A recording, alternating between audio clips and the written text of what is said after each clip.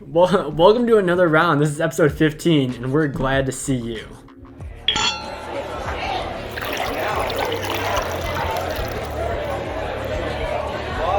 Trying Spotted Cow by New Glarus Brewing Company. This beer has been gifted to us by one of my hometown friends, Derek. So shout out to you, Derek, for giving us free beer for an episode. Yeah, thank you. We appreciate it. Spotted Cow Ale by New Glarus Brewing Company. That's such a weird name. Oh, I guess it makes sense. So they're based out of New Glarus, Wisconsin. There you go. That makes sense. And they're founded by Deborah Carey. Deborah, who studied business at Clackamas College in Portland, Oregon.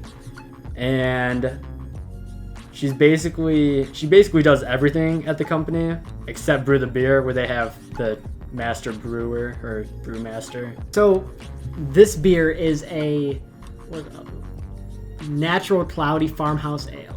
Yes, sir. Tasting notes.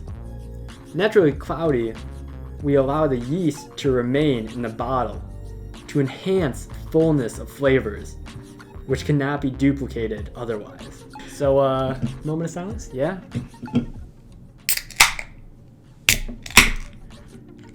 This cracked so much better than last week's. Oh, yeah, I was IPA. about to say that too. So easy to get under the little pop tab. Great.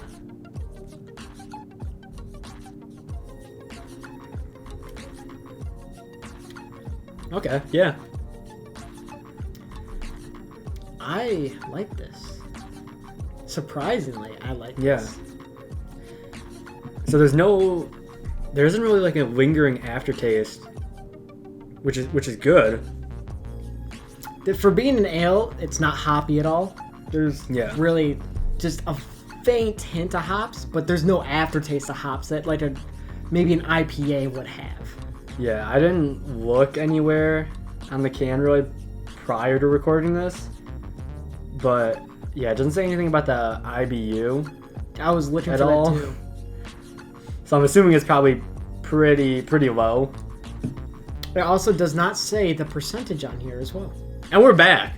Again. So we looked it up, and it's 4.8%, and the IBU is 18. So that's very, very low, especially compared to like an IPA, which tends to be around like, I think it's 50 to 70. Mm-hmm. You can go first. Ooh, I like this, but it's not like it's gonna be like the top of my list. It's not gonna be like the best thing out there, I guess, because I feel like the best thing out there is, Yet to come. yeah, it's something we'll never find, if I'm being honest.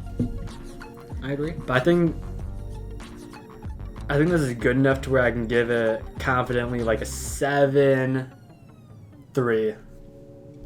I feel good about that. 7.3. Nice. I'm gonna go a little bit higher. I'm actually gonna go an 8.4, just because I really enjoyed this one. Okay, I believe it. Like, this one is like, if I see this in the store ever again, I will actually go and get it. Yeah. Sidetracking. All right, so let's get into this can. The color scheme, stoplight color scheme. That's what it reminds me of. Red, yellow, and green. I would say sunsets meet the cornfields. I don't know, there's some like basic things that you'd expect on a can, which is like alcohol percentage, IBU, and I feel like those are like the two main things that are missing here, just because we had to look that up. And it has none of it, which... Yeah. And I honestly don't dig the color scheme. If they would have done like all green and silver, or like stuck with the gradient and done something like maybe continued it all the way up and all the way to the bottom or something. For me, I would recommend they have the green band at the top, green band at the bottom, which I like. And instead of having the gradient in the middle, have it just one solid color. On the can, you got the Spotted Cow.